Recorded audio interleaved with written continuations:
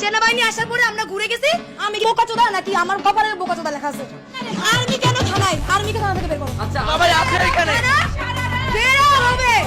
পারলে রেপিস্টের বিচারের জন্য খুন হবো আজকে। উনি রেপে হোয়াট দা ফাক। পুলিশকে আবার বিশ্বাস করো সবথেকে বড় নোংরামি হইছে।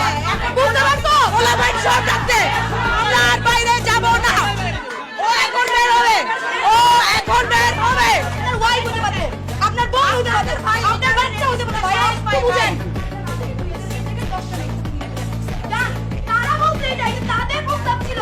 আপনি কেন পুলিশের প্রস্তাব ছিল? ভাই না আপনারা তাদের বিরুদ্ধে যে অভিযোগটা আনছেন আর ভাই আমাদের যদি আর্মি দরকার পড়তো আমরা ক্যান্টনমেন্টে যাইতাম। আমরা ভাইরা আমাদেরকে তাহলে হচ্ছে আপনারা আমাদের সাথে আমাদের খেলছেন ভাইয়া। তাহলে আপনারা ভাস্কর্য যাবে। তাহলে আমরা প্রথম প্ল্যানে থাকি। তাহলে আমরা প্রথম প্ল্যানে থাকি। আমাদেরকে বলা হইতেছে